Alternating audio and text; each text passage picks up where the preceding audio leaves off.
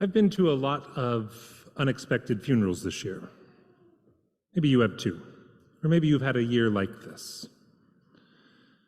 So far, these services this year have remembered 3 men who were in the prime of their lives, each who died from mental illness.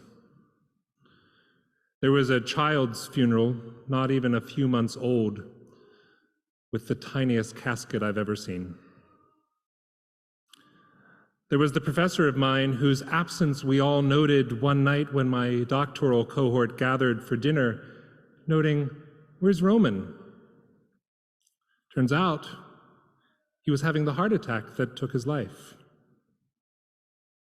Last week, there was a contemporary of Patrick's, a brilliant man, who died just 3 weeks after a fatal cancer diagnosis. Many of us here today were here in June for the memorial of Critzman, and there have been so many other losses. Ones that I know that you have suffered, ones for which we all pray, ones for which I join with you in mourning. Some years are worse than others in terms of the number of saints joining the heavenly choir for those of us still practicing our sainthood here on earth. Some years death seems too close a visitor. Some years, even as I write this, it's hard to keep track of the full measure of what we've lost. How many years has this pandemic been here? When did it start? What day is it? What time is it? Where did it all go? Where are we all going? This year there have been great leaders, people of faith and of poise who have died, as there always are, I suppose, but maybe I'm noticing them differently this year. COVID is still ending lives. Gun violence still ends lives. Hatred and bigotry still end lives. Addiction, domestic abuse, and loneliness still end lives. There are so many dangers, so many potential pitfalls in the living of these days that sometimes it's a wonder there aren't more memorials on each of our calendars. I mean, living. There's no getting out of it alive. And in Luke's version of the Beatitudes, which we heard from Ruby this morning, Jesus speaks in a series of 3 dedicated addresses. First, he speaks to those who are in need, those who are poor or hungry, weeping, hated, excluded, and defamed. That's the list. To us, to each of us, who are poor or hungry, weeping or hated, excluded or defamed, Jesus promises restitution. He's going to make things right. The next address, he speaks to those whose needs are less visible, those who he calls rich or are full, those who are laughing and those who are universally admired. Now to those of us, to each of us, who are rich or full or laughing or admired, Jesus promises the other side of restitution, justice. There is a leveling in these first 2 addresses. To one group, things will be added, and to the other group, things will be taken away. This can be hard for us to get our minds around. This is a sort of zero-sum equality that makes people give up. I'm neither going to be rich nor poor, I'm just going to be in the middle. What does this have to say to me? This sort of zero-sum equality that makes people reject sayings like Black Lives Matter because we want to say all lives matter. We don't actually want to say all lives matter. We want to say Black Lives Matter. We want to say that life matters. This is the sort of zero-sum equality that causes governments to scale back on social programs like food stamps or housing vouchers or charter schools. None of us want to be in the camp of having things being taken away from us. None of us want to be called out for what someone else might think of as rich, nor admonished for laughing over a hearty meal. I venture to say that most of us are far more likely to identify with the people in the first address, those who are in need, we who are in need, and to pray for the restitution that Jesus promises. And this is one of my problems with these first two addresses. It's that they're too binary. They're too this or that. Most of us are a rather wonderful creation of a little of this and a little of that, and special sauce here and unique trait there. We're human. We're not this list of adjectives. The binary here that Jesus offers in the first two addresses can feel too strict. And so there's a third. This is unique in the Beatitudes in Luke. There's this third one. And this one isn't addressed to a category of people. It's not to an adjective of people. It's not to the rich or the poor, the needy or the full or the laughing. It's to people who are doing something. There's a verb here. The third address is to you who listen. And I like this. This is equality. All of us can listen. Now, some of us can listen by hearing. Some of us can listen by reading.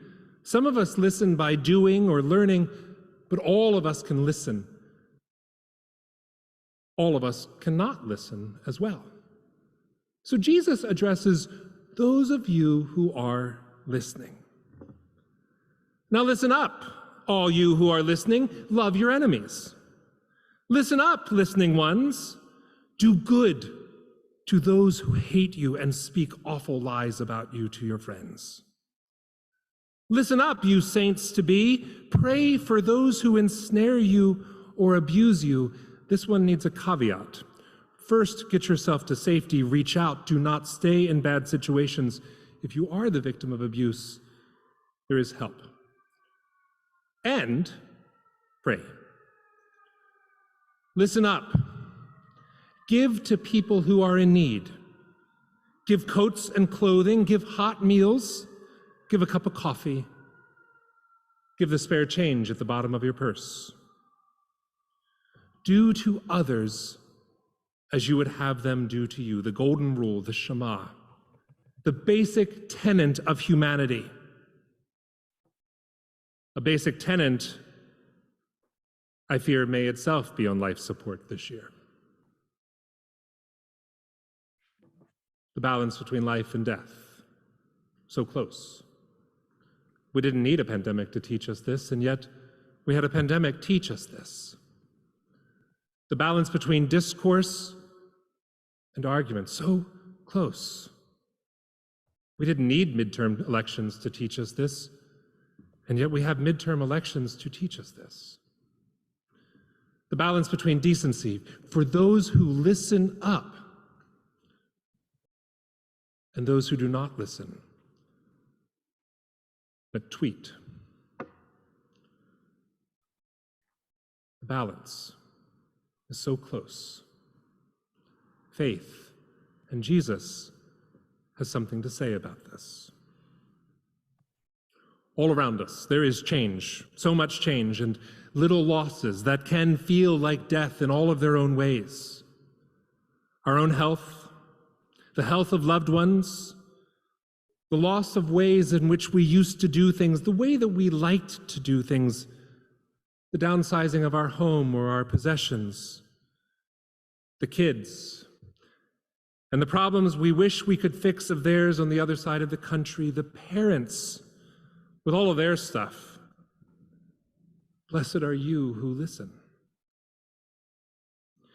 Listen up, saints. This is what Jesus says. Listen up, saints, listen. Let me tell you how to do better. It's not so hard. Treat people like you want to be treated. It's not so hard. It begins with listening. Listen up, saints, for there is life and death all around us.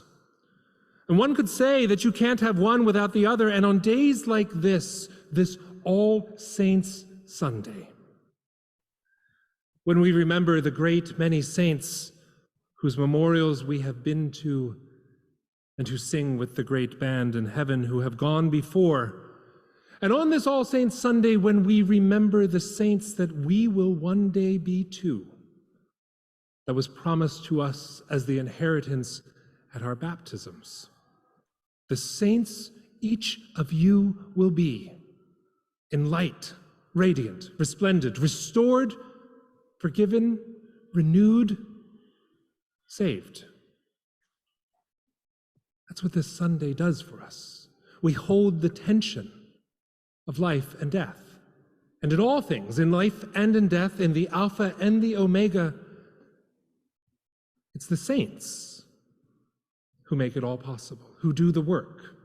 You who are practicing your sainthood right now by giving a coat or a cup of coffee, by cheering on a child, by making joyful music and singing a new song, for holding all that you're holding, all that is on your shoulders this week, and for making it here today. Listen up, saints. You're stronger than you know you are. God is with you. And saints, we will all one day be.